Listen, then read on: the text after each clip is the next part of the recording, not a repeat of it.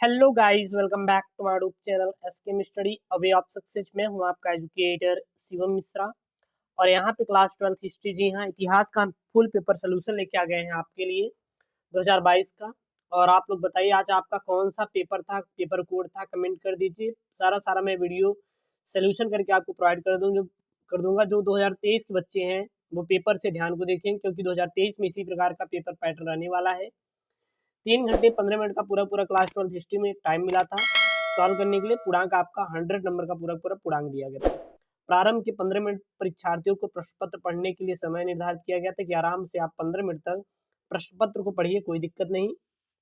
और इसमें 5 खंड थे। खंड क में 10 बहुविकल्पीय प्रश्न था। खंड ख में 5 अति लघु उत्तरीय प्रश्न था। ग में 6 लघु उत्तरीय प्रश्न था और घ में 3 विस्तृत उत्तरीय प्रश्न थे। ठीक है।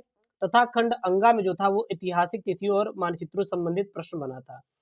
सबसे पहले हम लोग बहुविकल्पीय प्रश्न देखेंगे। तो यहाँ पे सबसे पहला प्रश्न था, मेगास्थनीज जो चंद्रगुप्त मौर्य के दरबार में आया था वह था। जो मेगास्थनीज था जो किसमें आया था, चंद्रगुप्त मौर्य के दरबार में आता, वो क्या था? इतिहासकार था, कवि था, नाविक था या फिर एक चिकित्सक था? तो मेगास्थनीज जो चंद्रगुप्त मौर्य के राज दरबार में आया था वो कौन था? तो वह एक चिकित्सक था। कौन था? एक चिकित्सक था। मेगास्थनीज था जो कौन आया था? चंद्रगुप्त के दरबार में आया था। इन्होंने तो चिकित्सक लगाया। और आप बताइए कि कौन सा ऑप्शन सही है। अगला है, महाभारत की रचना की थी। महाभारत की रचना किसने की थी? कृष्ण की थी। अर्जुन ने किया था, विदुर ने किया था, वह व्यास ने किया था।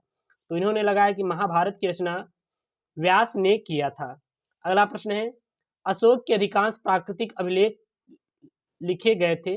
जो अशोक के अधिकांश प्राकृतिक अभिलेख जो लिखे गए थे वो लिखे गए थे कहाँ से? खरुष्ठी में, ब्राह्मी में, ग्रीक में या फिर अरामाइक में।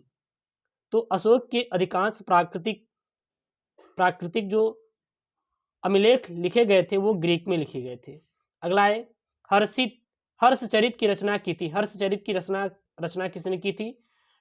कालिदास ने या फिर मेरुतुंगु ने या कल्हड़ ने या फिर बाण भट्ट ने?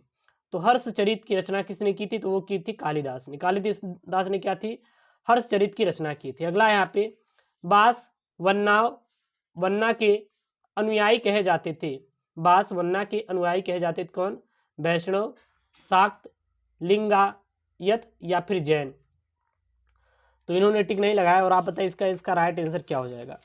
नेक्स्ट है यहाँ पे आपका अगला सवाल है, अकबरनामा की रचना की थी। अकबरनामा की रचना किसने की थी? अकबर ने, जौहर ने, हुमायूं ने या फिर अबुल फजल ने?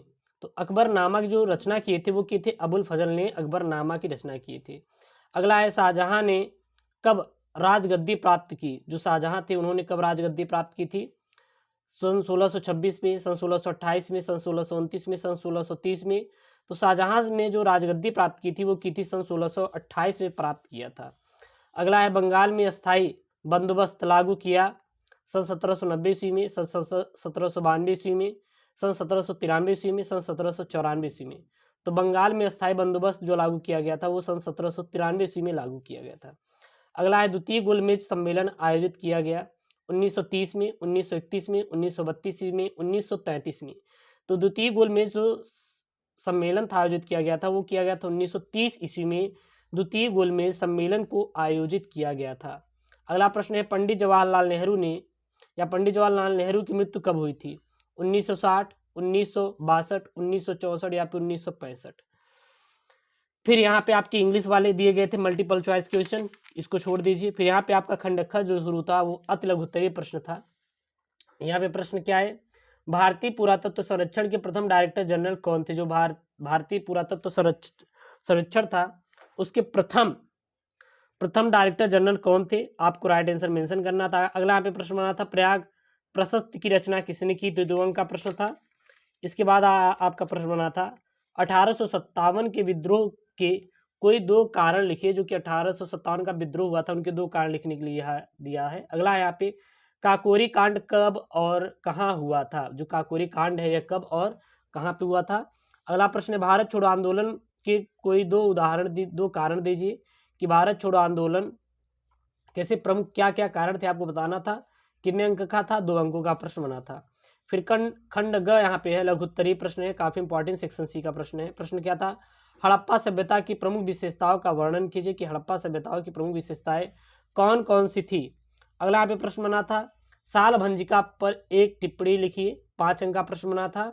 इसके बाद अगला प्रश्न बना था कि सूफी मत के प्रमुख विचारों जो उसकी विशेषता का है वर्णन कीजिए, 5 अंक का प्रश्न बना था। फिर प्रश्न बना था मुगल साम्राज्य में शाही परिवार की स्त्रियों द्वारा निभाई गई भूमिका का मूल्यांकन कीजिए, 5 अंकों का ये आपके पेपर में प्रश्न बना था। अगला यहाँ पे अमेरिकी गृह युद्ध ने भारत में रैयत समुदाय के जीवन को कैसे प्रभावित किया, 5 अंक का प्रश्न बना था।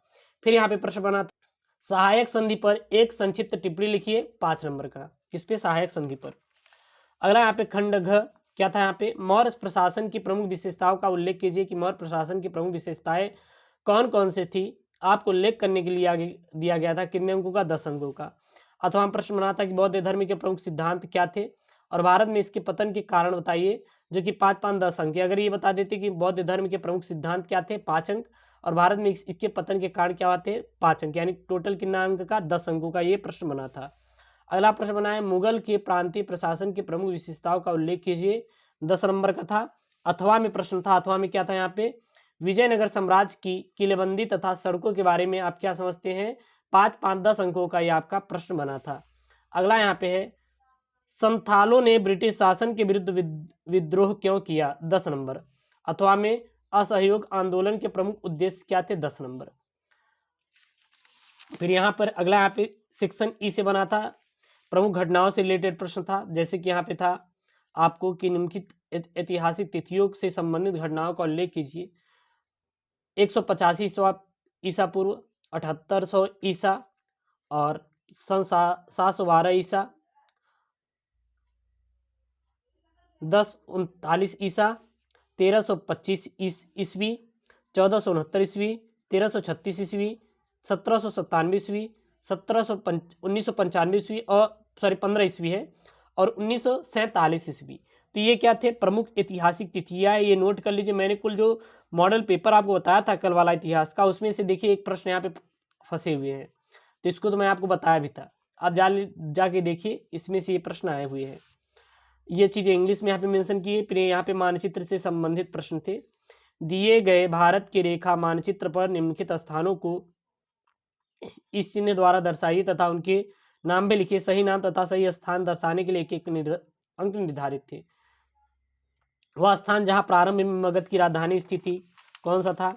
अगला है वहाँ पे वह स्थान जहाँ ताजमहल स्थित था, वह स्थान जहाँ उत्तर प्रदेश की राजधानी है, और वह स्थान जहाँ गंगा यमुना नदियों का संगम है। फिर यहाँ पे वह स्थान जहाँ पे भारत की राजधानी नई दिल्ली है। और फिर यहाँ पे दृष्टिबाधित बच्चों के लिए था, प्रश्न बने थे, आप देख सकते हैं। बस इतना था, तो ये आपके भूगोल का पेपर था आज का। और जो आपका पेपर कोड है बता दीजिए, मैं पूरा सोल्यूशन करवा दूंगा, आपको बिल्कुल भी टेंशन नहीं लेना है, ठीक है ना। वीडियो को लाइक, चैनल को सब्सक्राइब जरूर करिए। ओके दोस्तों, थैंक यू, जय हिंद।